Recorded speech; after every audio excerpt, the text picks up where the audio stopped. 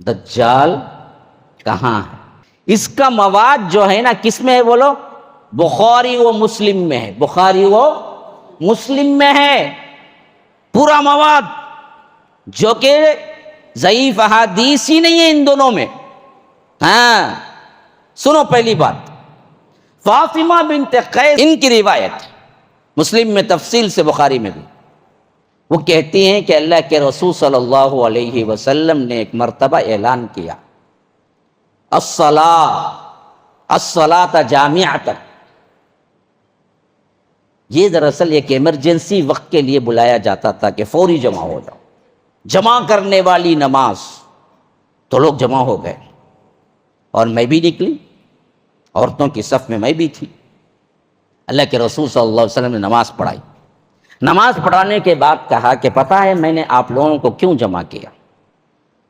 صحابہ نے کہا کہ اللہ کے رسول صلی اللہ علیہ وسلم آپ ہی بہتر جانتے ہیں۔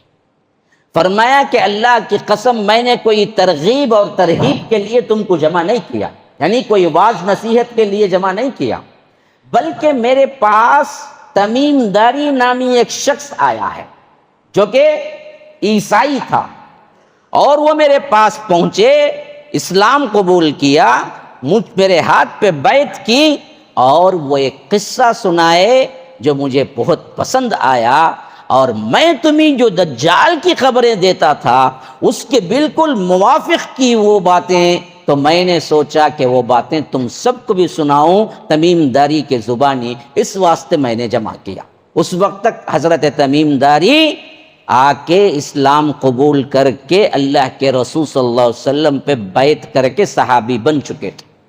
جب یہ معاملہ ہو گیا تو حضرت فاطمہ بنت قیس کہتی ہیں کہ اب اللہ کے رسول صلی اللہ علیہ وسلم نے واقعہ سنانے کے لیے تمیم داری سے کہا رضی اللہ عنہ، انہوں نے کہا کہ میں چند قبائل کے لوگ جو تقریباً پورے 30 ایک سمندر کا سفر کیا، اور ہم چلتے رہے، لیکن طوفان کی وجہ سے کشتی راستہ بھول گئی، اور ہم اس کشتی پہ تقریباً 1 مہینہ ادھر ادھر موج کے تھپیڑے جہاں لے جاتے تھے وہیں چلتے رہے، یعنی ہمارا کنٹرول ہی خراب ہو گیا۔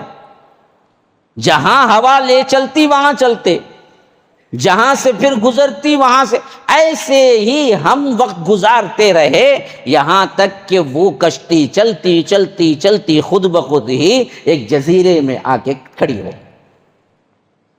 بہت زمانے بعد اب زمین دکھی تو ہم اتر گئے، پھر وہاں سے آگے بڑھے تو ہم نے ایک عجیب و غریب جانور کو، جو بال ہی بال تھے، نہ اس کا سر دکھ رہا تھا نہ اس کا پاؤں دکھ رہا تھا، یعنی پاؤں کہاں ہے وہ بھی معلوم نہیں ہو رہا تھا، سر کہاں ہے وہ بھی نہیں معلوم ہو رہا تھا، پورا صرف بالوں سے تھا، بال ہی بال تھے۔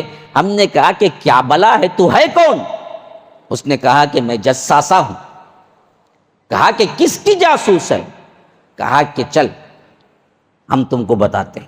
اب وہ لے کے ہمیں لے چلا یہاں تک کہ ہم نے دیکھا کہ ایک بندہ ہے جو بہت بڑے صندوق میں ہے، اور وہ صندوق میں اس بندے کو زنجیروں سے باندھ دیا گیا ہے۔ ہم نے کہا کہ یہ کیا بلا ہے؟ تو اس کے جواب میں خود اس نے کہا کہ میں کون ہوں یہ بعد میں بتاتا ہوں، پہلے میں جو پوچھتا ہوں وہ بتاؤں۔ حضرت تمیم داری کہتے ہیں کہ ہم نے کہا کہ پوچھ۔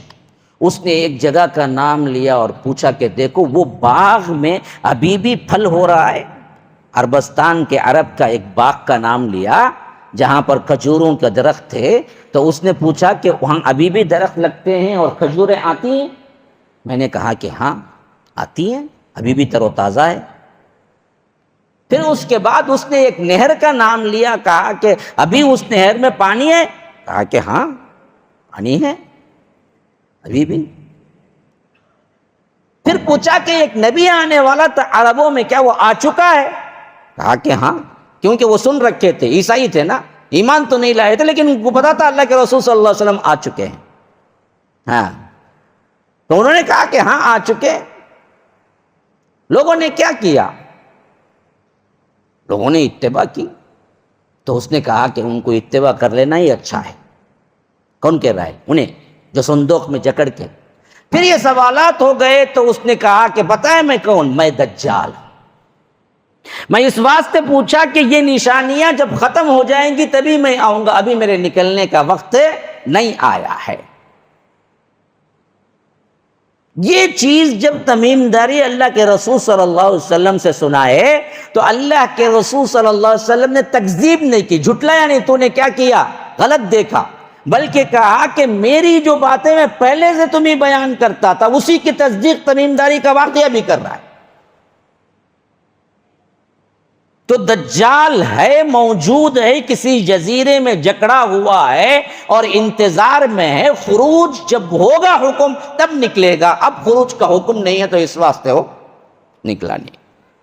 اچھا، حدیث کے الفاظ آخری میں دیکھ، پھر اس کے بعد اللہ کے رسول صلی اللہ علیہ وسلم نے کہا کہ مجھے گمان تھا فلاں جگہ ہے، فلاں جگہ ہے، لیکن اصل میں کیا ہے؟ مشرق میں ہے، مشرق میں ہے۔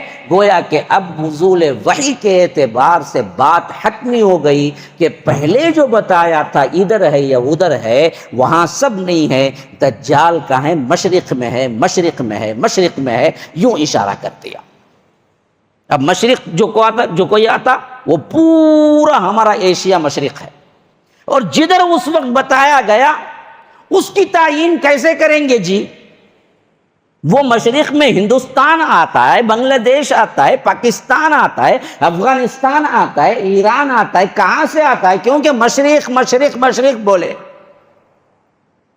اب یہ بات تو معلوم ہو گئی کہ دجال ہے، پیدا ہونا نہیں ہے، پیدا ہو چکا ہے، کسی جزیرے میں قید ہے، وہ مشرق کی طرف جزیرہ ہے، وہ بنی آدم سے ہے، دوسرے احادیث کے ذریعے سے معلوم ہو گیا، وہ نسل انسانی سے ہے، انسانوں کی طرح ہی ہے، پیدا ہوا اور وہ ہو چکا ہے، اور وہ دراصل کیا ہے؟ اللہ کے حکم سے خروج کرے گا۔ السلام علیکم ورحمۃ اللہ وبرکاتہ۔ سامعین، ان بیانوں کے مختصر کلپس کے لیے ہمارا دوسرا چینل حافظ جاوید عثمان ربانی شارٹ کلپس چینل کو سبسکرائب اور فالو کریں۔ جزاک اللہ خیراً۔